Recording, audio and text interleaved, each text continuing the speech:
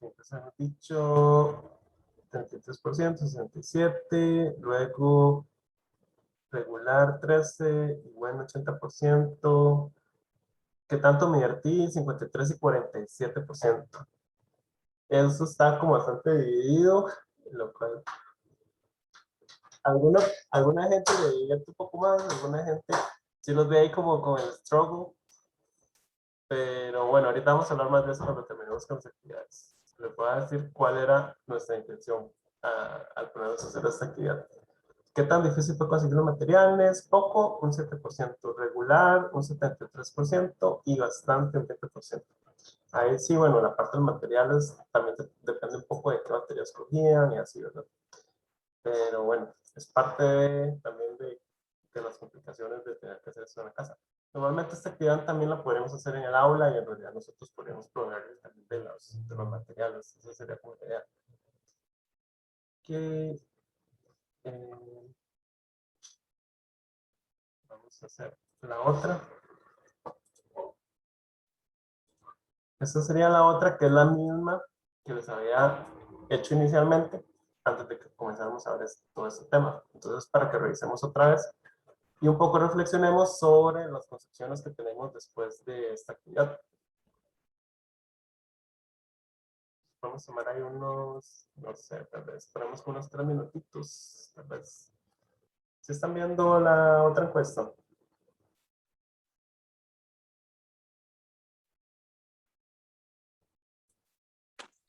Sí, profe, ahí lo estamos viendo.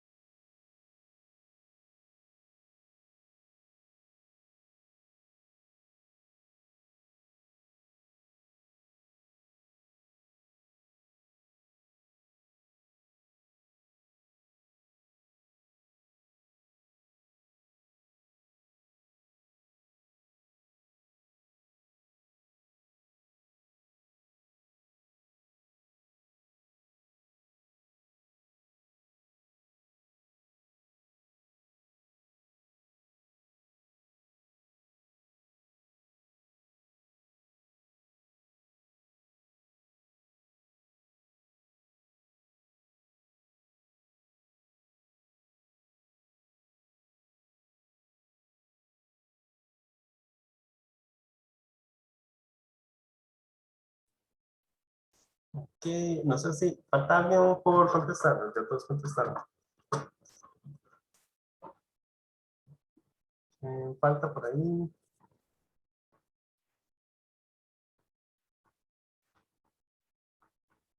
Listo.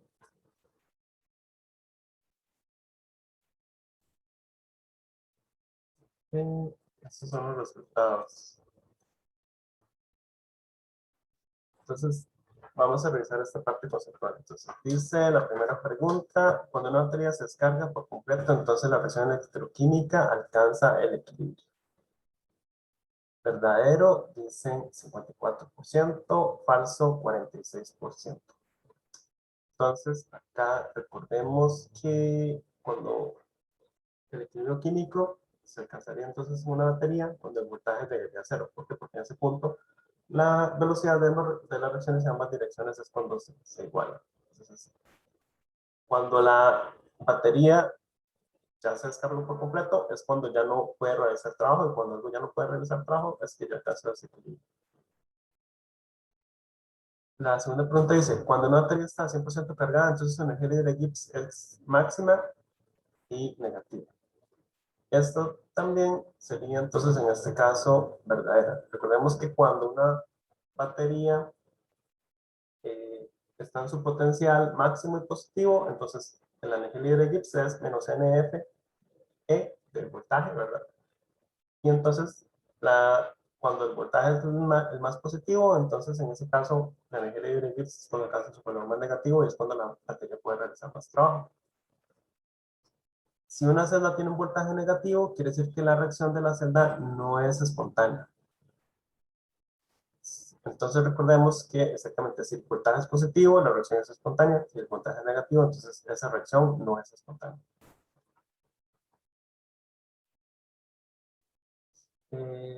Luego, en una celda galvánica, en el cátodo ocurre la reacción de oxidación. Entonces, recordemos que si una celda es galvánica, en el cátodo ocurriría más bien la reducción. Entonces, en este caso sería falso. Luego dice la 5, una batería secundaria requiere una reacción no reversible. Eso es falso, ¿verdad? Tendría que ser una reacción reversible para que pueda estar cargando y descargando en este caso.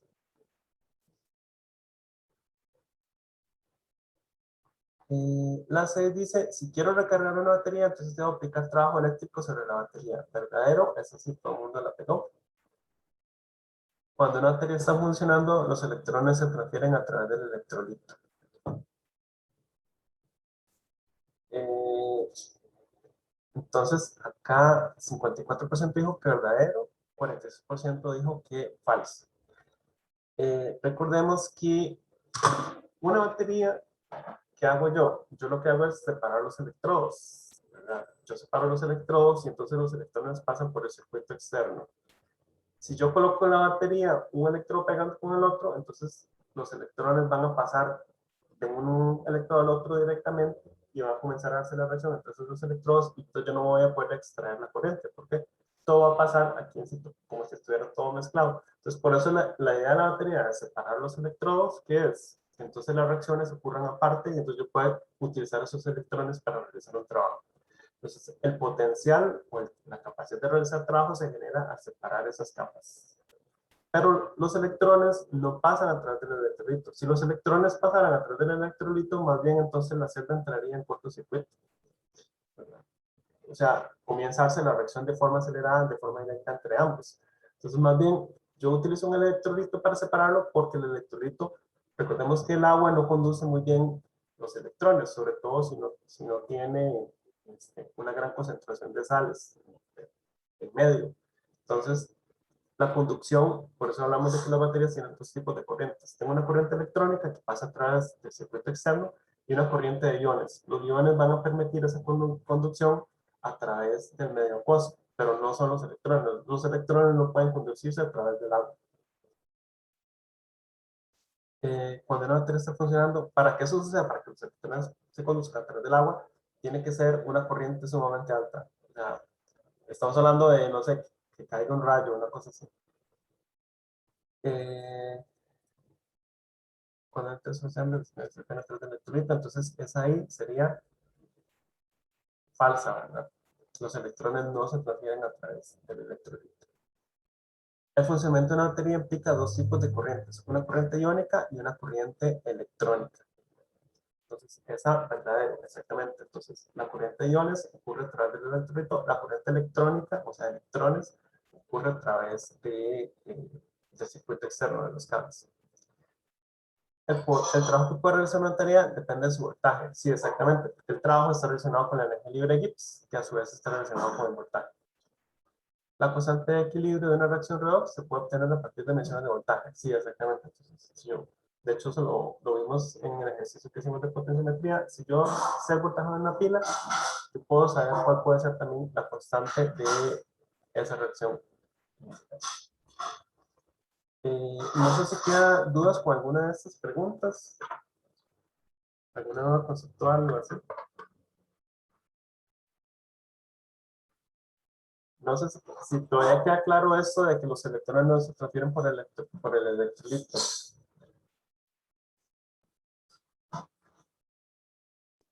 Profe, entonces, o sea, sí se pueden transferir, pero no en una batería. Eh, Normalmente para que se transfieran los electrones a través de un medio acuoso, eh, tiene, que, tiene que ser que, es, que los electrones se transfieran a través de medio acuoso es muy poco factible, porque en realidad la constante dieléctrica del agua es, el agua es bastante aislante en realidad. Es poco probable que eso suceda. Normalmente la conducción electrónica a través del agua se da más por conducción iónica, más que conducción electrónica. Es muy poco factible que la conducción se dé por electrones, digamos. A menos que sea una corriente muy alta, con un voltaje muy alto. Entonces, en esos casos puede ser que sí, porque la corriente puede superar la constante eléctrica del agua. Pero en el caso de una batería, normalmente la corriente y el voltaje no son tan altos como para que se dé esa conducción electrónica. La conducción es realmente, en realidad, su mayoría, o sea, totalmente en realidad es iónica, son los iones los que lo transfieren. Por eso, de hecho, es que tienen ese nombre, ¿verdad? El cato se llama cato porque hacia ahí se dirigen los cationes, y el ano se llama ano porque hacia ahí se dirigen los aniones. Entonces, de ahí proviene el nombre, en realidad, en este caso. Entonces, ¿dónde se conducen los electrones? Solamente en la interfaz. Recordemos que hay especies que se pueden oxidar o reducir en el electrolito. Esas especies que requieren oxidar o reducir tienen que viajar hasta la interfaz del electrodo, que es a donde están acumulados los electrones. Entonces, los electrones que vienen del ánodo vienen por el circuito, llegan al cato y quedan en la interfaz. Entonces, las especies tienen que difundir a través del electrolito hasta llegar a esa interfase para que pueda ocurrir la reacción redox. Pero esa reacción redox solo va a ocurrir en la interfase y solo en esa interfase se va a dar esa conducción de electrones. Luego de ahí, la conducción a través del medio se da solamente a través de los iones. Entonces, esa es como la diferencia y es como la parte conceptual que sí es muy importante tener muy claro en el funcionamiento de una batería. Ahora, vean que es curioso que las baterías es algo que realmente utilizamos constantemente, es muy de nuestra vida cotidiana, pero realmente su funcionamiento es un poco más complejo de lo que realmente pensamos, ¿verdad? Yo creo que eso es también parte de lo que aprendimos con mi proyecto, ¿verdad? Eso lo vamos a hablar un poquito más ahorita al final. Okay. Voy a compartir esto. Y lo otro que quería pedirles que hiciéramos hoy es la otra actividad que traigo acá. Si van a la biblioteca de tutorías, van a encontrar la tutoría 20, que se llama Conclusión del tema de electroquímica. Entonces, ahí dice, diríjase a la carpeta del Drive, que está ahí el link, y revise su explicación del funcionamiento de la batería de limón que hemos propuesto. Si recuerdan cuando comenzamos estas actividades, se les había pedido a usted que explicaran cómo funcionaba la batería de limón que está en un video. Entonces, lo que quiero es que vayan sobre esa explicación que ustedes vieron y escriban ahí con rojo si deberían corregir algo con base en lo que han aprendido en este mini proyecto. Si siguen pensando que está bien lo que ustedes dijeron o si piensan que deberían corregir. Y luego de eso, van a encontrar en esa misma carpeta, para esa actividad tendríamos 10 minutos. Y para la otra actividad son 40 minutos. Entonces, para la siguiente actividad, usted va a encontrar un documento en esa carpeta que se llama análisis de caso. Entonces, en ese análisis de caso, viene un caso de la vida cotidiana que ustedes tienen que resolver, que es parecido a los que normalmente hacemos en los análisis de caso que se hacen para las pruebas, digamos, que hacen ustedes evaluativas. Entonces, resuelven ese caso con sus compañeros también de grupo, con los que trabajaron en el proyecto, y para eso disponen de 40 minutos. Una vez que lo resuelven, entonces volvemos todos a la clase, revisamos la solución de este problema y vamos a hacer como una conclusión sobre el tema de este mini proyecto y el funcionamiento de las baterías que ustedes estuvieron estudiando. Entonces, iríamos a hacer esto y regresaríamos entonces en 50 minutos. Son las 1:20. Regresamos 30 a las 2 y 40, a las 12:10 sería más o menos. Entonces, estaremos revisando a las 12:10 y revisamos la solución de este ejercicio y vemos otra vez el tema de las baterías que ustedes hicieron y cómo es que realmente funcionan. Entonces, me voy a habilitar ahí para compartir y voy a habilitar las salas para que se organicen en sus grupos respectivos. No recuerdo cuánto será, voy a habilitar ahí. Y ahí estarán entonces habilitados. Entonces, haremos estas dos actividades y estaremos regresando a las 2:10 para realizar todo esto.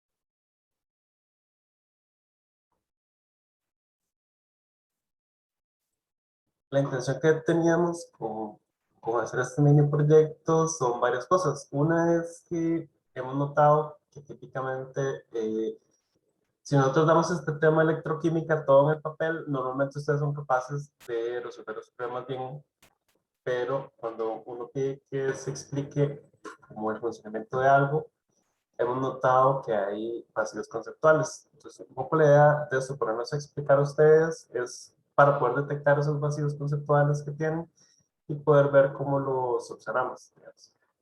Entonces, eso por un lado. El otro punto, porque nos interesa hacer este mini proyecto, es porque nos interesa promover en ustedes actitudes de ser problem solving, ¿verdad? En buscar formas de resolver problemas, que eso es una de las habilidades más importantes en estos momentos en la industria, por ejemplo. Desde el punto de vista de conseguir materiales también y hacer que resolver un problema y también buscar una explicación para algo. Ahora, como muchos de ustedes se han dado cuenta, especialmente la gente que escogió la batería basada en cobre, a veces la explicación de un problema científico no es tan sencilla. Y esto se relaciona mucho con el tema, de hecho, con el tema de que el primer ensayo que hicimos sobre fake news, ¿verdad? Mucho el problema de los fake news es que a veces la gente busca la explicación más sencilla de las cosas, ¿verdad? A veces la explicación más sencilla no es necesariamente la más correcta, ¿verdad? Y eso se ha visto mucho reflejado en, por ejemplo, muchos de ustedes han buscado explicar la batería, ¿verdad? Esta, por ejemplo, que tiene un electrodo de cobre, y algunos me ponen, bueno, el cobre más 2 se reduce, pero no hay una explicación, por ejemplo, dónde prende el cobre. Entonces, esto es un poco para recalcarles el hecho de que si queremos trabajar algo de forma científica, necesitamos dar explicaciones que sean profundas, ¿verdad? Las explicaciones tienen que ser profundas, el entendimiento tiene que ser profundo y no podemos dar respuestas, digamos, superficiales solo porque sí, ¿verdad? O porque parece que es lo más fácil o no sé, ¿verdad? Entonces, la ciencia requiere mucha reflexión y sobre todo justificación, ¿verdad? Si yo voy a decir, cobre más 2 me reduce en el electrodo, yo tengo que justificar, bueno, ¿dónde sale ese cobre más 2? Si yo no lo agregué, ¿cómo surgió? ¿De dónde salió? ¿Verdad?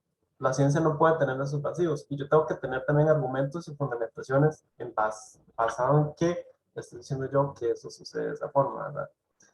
Y eso es algo sumamente importante y también esa habilidad justamente la que también nos permite diferenciar también un fake news de un estudio no poco profundo, de uno realmente profundo y sólido, ¿verdad?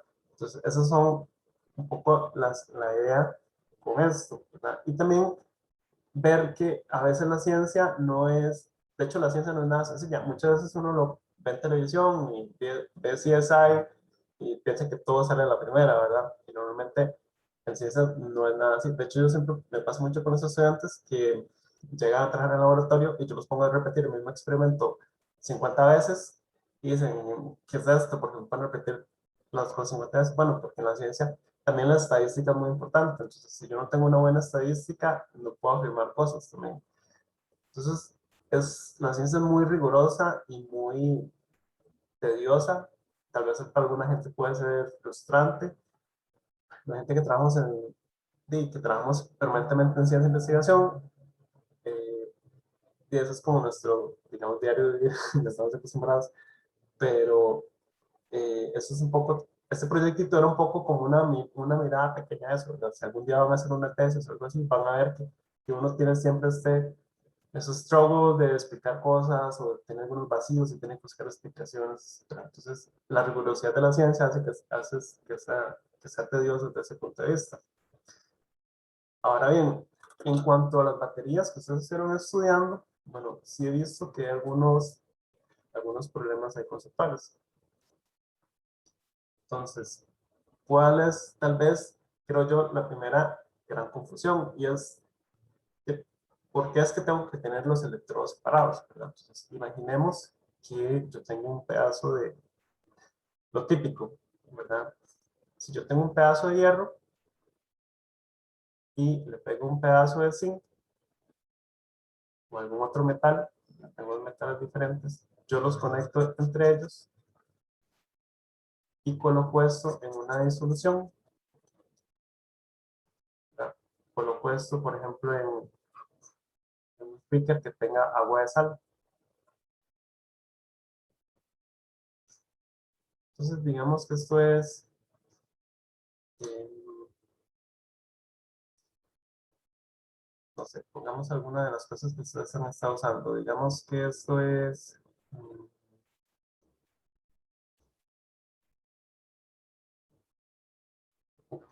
algo más sencillo. Bueno, digamos que esto es hierro y esto es zinc.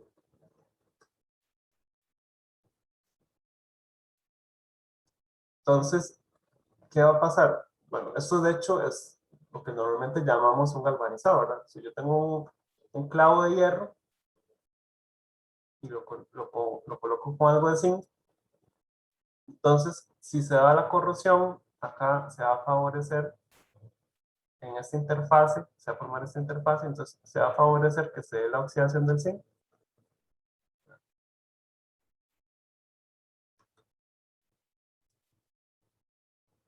Y entonces se me forma aquí básicamente como una batería. Ahora, cuando yo tengo un sistema como este, en realidad la transferencia electrónica ocurre de forma directa en esta interfase, ¿verdad? Entre los dos metales. Eso quiere decir que entonces yo no voy a poder extraer la corriente acá. Si yo tengo los electrodos pegados, la reacción va a pasar acá y yo no puedo sacar trabajo eléctrico de esto, porque la reacción ocurre en esta interfase y entonces yo no puedo aprovechar esos electrones, no hay forma de que los pueda conectar. Entonces, por eso las baterías tienen que estar separadas. Entonces, hablemos, por ejemplo, del caso de la batería que muchos de ustedes han estado usando. Por ejemplo, si yo tengo una batería que tiene un lado zinc y el otro lado cobre. Entonces, yo tengo que tener esta batería, los electrodos separados, de manera tal que entonces la reacción ya no ocurre directamente en esa interfase, sino que yo la conecto con un alambre. Entonces, este zinc acá se va a poder oxidar y entonces acá se van a producir electrones. Estos electrones entonces van a viajar por mi circuito y van a llegar a la parte del cobre. Ahora, la que yo les he enseñado esta en clase era la batería clásica en la que yo tengo cobre más 2 en disolución. Entonces, esos electrones van a venir acá y si este cobre viaja a la interfase, se va a encontrar con dos electrones acá y entonces esto va a hacer que el cobre se me deposite como cobre cero sobre el mismo electrodo. Entonces, eso va a hacer que se me forme un recubrimiento de cobre sobre este electrodo. Se me forma una capa de cobre que se me va depositando. Mientras que el electrodo de zinc, más bien como se va disolviendo, se va carcomiendo poco a poco y más bien va quedando en menos y menos. Ese es el funcionamiento típico de una batería. Ahora, en la disolución, ¿qué va a pasar? Habíamos dicho que este electrodo de acá se va a llamar este electrodo acá se va a llamar el cátodo. Y este dijimos que se iba a llamar el ánodo. Ahora, ¿por qué se llamaba cátodo? Bueno, vean que en esta interfase, yo tenía aquí, en esta interfase, iones de cobre más 2. Pero ¿qué pasa? Como se me redujo y formó cobre 0, entonces yo voy a ir consumiendo el cobre más 2 en esta disolución.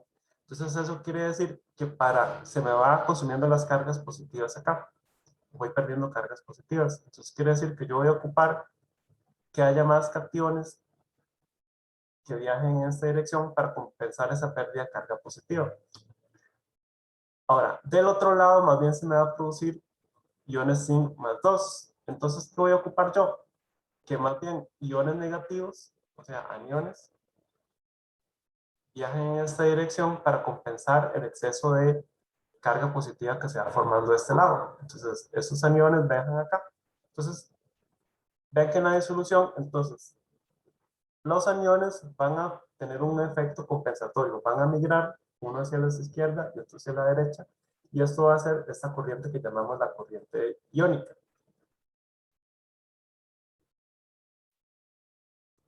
Entonces, en realidad, los electrones solo viajan por el circuito, llegan al electrodo y reaccionan en esta interfase, pero nunca viajan a través de la disolución, sino que la corriente en la disolución acuosa se va a transferir por medio de los aniones o los cationes que viajan en la disolución para compensar estas cargas que se van o consumiendo o formando en las interfaces. Y eso es lo que permite entonces que el circuito cierre y se permita mantener esa conducción eléctrica. Ahora, en el caso de ustedes, hubo muchos problemas porque ustedes no tenían cobre más 2 en la disolución. Entonces, la pregunta que yo le estoy haciendo a muchos de ustedes es, ¿qué pasa? ¿Por qué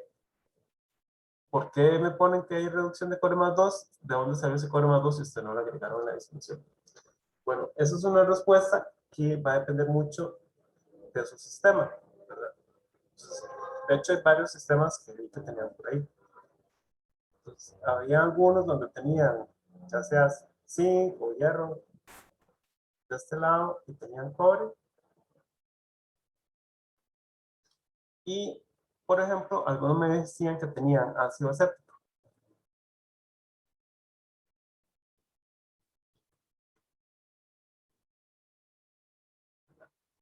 Recordemos que el cobre siempre, aunque usted lo compre no de lo que sea, siempre va a tender a reaccionar con el oxígeno al aire y me va a formar una capa de cobre.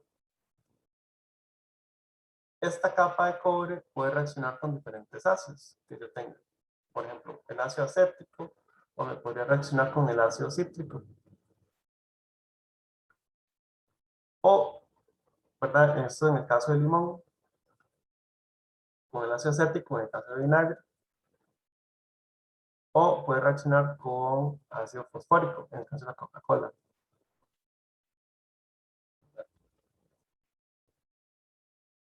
Todo esto hace que entonces esta capa se me puede disolver y formarme acá cobre más 2 en disolución. Entonces, algunas personas, de hecho, se les formaba bastante y me mencionaban que se veía de color azul si tenían, por ejemplo, ácido acético. Ahora, esta reacción normalmente solo ocurre si yo tengo bastante óxidos formados sobre el cobre. Si no hay óxido, esta reacción normalmente no puede ocurrir. Entonces, si se da esta formación de este óxido, eso puede suceder. Ahora, hay otras reacciones que también pueden suceder en esta disolución, ¿verdad? ¿Por qué? Porque yo en una disolución acuosa voy a tener otras cosas. Por ejemplo, si es una disolución ácida, como en este caso, entonces yo voy a tener H+.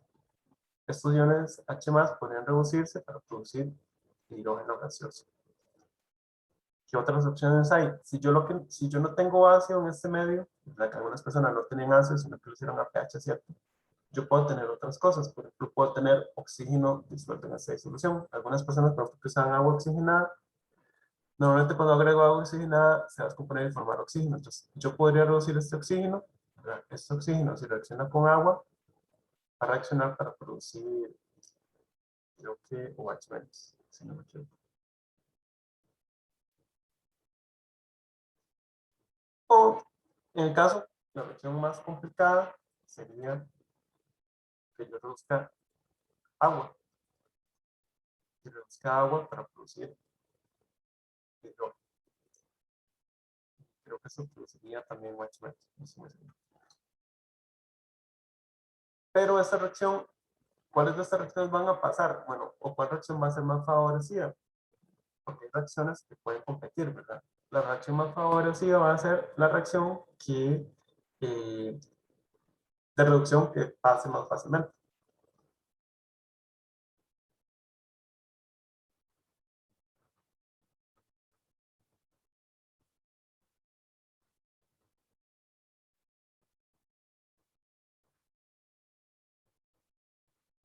Ahora, si por ejemplo esta reacción no se forma ese cobre más 2 y esta reacción no se favorece, entonces realmente en ese caso, eh, ahora, eso sí hay que tenerlo claro, esta reacción de disolución de cobre por la acción del ácido acético en realidad no es una reacción redox, ¿verdad? ¿Qué está pasando? El oxígeno del aire puede oxidarme el cobre y ese cobre se disuelve con el ácido acético, pero eso no es una reacción redox que me genere el voltaje en mi batería, ¿verdad? Al final de cuentas, el voltaje, si esto ocurre, el voltaje de mi batería sería la reducción del cobre del cobre más 2 sobre el cobre metálico, ¿verdad? Las reacciones estas involucradas que me estarían oxidando el cobre con el oxígeno del ambiente y formando cobre más 2 con la acción del ácido acético, como todo esto ocurre aquí en la interfase, realmente no me está generando realmente gran cantidad de electrones que contribuyan tanto al potencial de mi batería. Entonces, ¿verdad? Eso sí es como la diferencia que hay que tener clara. Si es una reacción que ocurre en la interfase y todo se consume en esa interfase y no hay transferencia de electrones asociada con mi electrodo, entonces no me afecta mi batería. O puede pasar que este electrodo funcione como un Profe, electrodo inerte. Ajá. hay que indicar esto de que el cobre, el óxido de cobre se disolvía, porque digamos, yo usé una lámina de cobre y bueno, ya era una lámina bastante vieja, entonces yo asumí que ya estaba oxidada Uh -huh, uh -huh. y entonces por eso fue que yo deducí que había cobre en la disolución, pero no lo indiqué, entonces no sé si había que indicarlo. Depende de, como lo estoy mencionando acá, depende de cuál era su medio. Si no era un medio ácido, entonces difícilmente se iba a disolver. Entonces, depende mucho de su medio y de lo que se tenga en su disolución. Entonces, ahora, lo que les estaba mencionando, si mi electrodo de cobre no es la reacción principal, ¿verdad? No hay reducción de cobre sobre el electrodo de cobre, entonces, y lo que ocurre es producción de hidrógeno o de oxígeno, por ejemplo. Entonces, en ese caso, el electrodo cobre funciona como un electrodo inerte. ¿Verdad? Que eso lo habíamos mencionado cuando vimos potenciometría, que yo podía tener electrodos que son inertes, como por ejemplo un electrodo de platino. Cuando hacemos potenciometría usamos un electrodo de platino, ¿por qué? Porque no ocurre relaciones redox en ese platino. ¿Qué va a pasar? En ese caso, van a venir las especies, van a migrar y van a reaccionar con los electrones que llegan al cobre. ¿Verdad? Dijimos que acá, de la reacción de oxidación del zinc, van a venir electrones, ¿verdad? Y van a depositarse en esta interfaz. Y entonces van a reaccionar con lo que yo tenga en esa interfaz. Entonces, si lo que tengo es oxígeno, me van a reaccionar con el oxígeno que pueda viajar acá. O si son con los protones tienen que viajar a esta interfase y ser reducidos por esos electrones en esa interfase. Pero el cobre entonces no estaría experimentando una reacción en sí, sino lo que permite es conducir esos electrones para que reaccionen con lo que pueda migrar hacia esa interfase. Entonces vean que desde ese punto de vista, ese sistema sí es como un poco más complejo de explicar en ese sentido porque va a depender mucho de lo que yo tenga en el medio y de mi pH y de las características del cobre, etc. Entonces, vean que esa explicación, por eso es muy importante también este tipo de explicación, hacer observación de qué son los materiales que estoy utilizando, cuál es mi electrolito, cuáles mis condiciones, mi pH. en los que estoy trabajando, porque eso afecta mucho también cuáles reacciones se pueden favorecer en este caso. Entonces ven que es una explicación un poco compleja y hay que analizar también varios factores dependiendo. La gente que escoge otras baterías eran un poco más sencillas de explicarse. Por ejemplo, la aluminio aire sí es mucho más sencilla porque esas básicamente son dos reacciones principales que pueden suceder. Pero este en particular con el cobre, sí como varias reacciones que van a depender un poco de la disolución y el medio que yo tengo. Entonces, eso es un poco la idea con este experimento. Llegar también a la conclusión de que pueden haber varias reacciones que estén ahí también compitiendo, ¿verdad? Y que va a depender un poco entonces de qué tan fácil es que ocurra una o la otra. Entonces, la que ocurre más fácil es la que se va a favorecer, naturalmente. Entonces, eso sería con este tema de la batería, más o menos lo que tenía como que mencionarles acá. Y sobre todo esa importancia de entender que la conducción de electrones es la que ocurre por el exterior de la celda, o sea, por el circuito, y en el medio lo que ocurre es conducción de iones, más bien. No sé si queda alguna duda con este tema.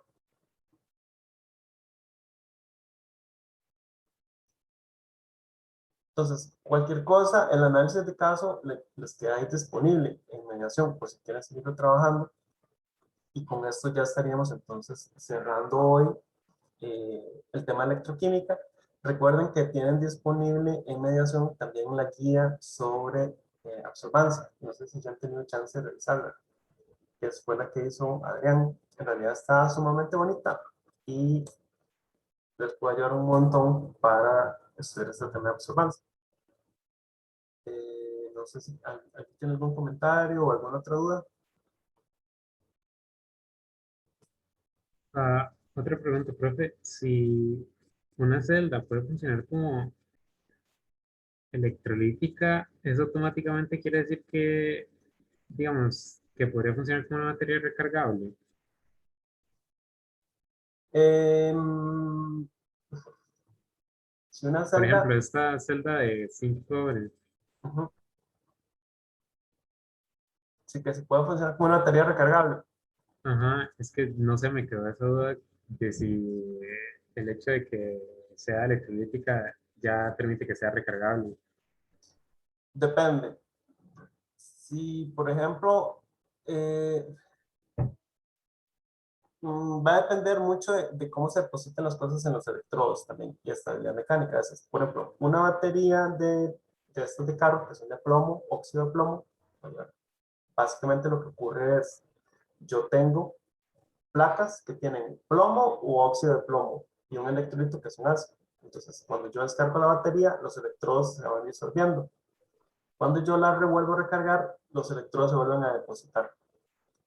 Entonces, yo no puedo descargarla totalmente porque si no, no va a haber algo sobre lo que se depositen los electrodos. Entonces, qué tan eficiente, qué tan bien funciona eso, va a depender de qué también se redepositen los materiales nuevamente sobre los electrodos. Por ejemplo, en ese caso en específico.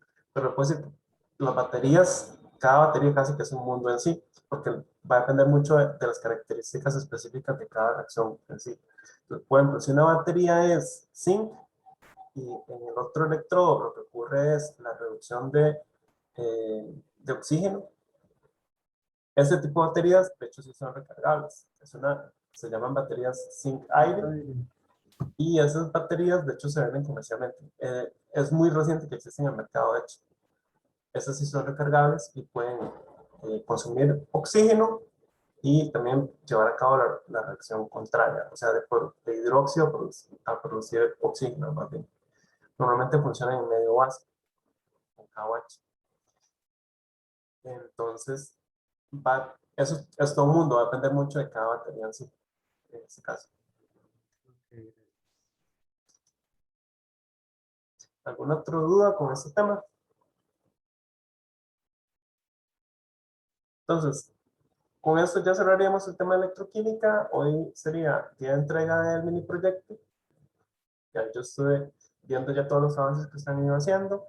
Y el próximo lunes, entonces estaríamos haciendo problemas de absorbancia. Recuerden trabajar la guía, ojalá, para que ya vengan bien afilados para la próxima clase del martes. Y ahí básicamente ya estaríamos listos para el siguiente análisis de casos, que sería después de la otra semana. Y terminamos entonces el semestre. Estamos en la recta final. Entonces, si gustan, nos dejamos por acá y nos estaremos viendo, entonces, si no hay más consultas, el próximo martes.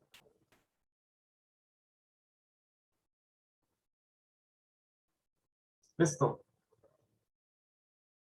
Profe, gracias. Gracias, Bueno. profe, hasta luego. Hasta luego. Ay, pero una consulta. Sí.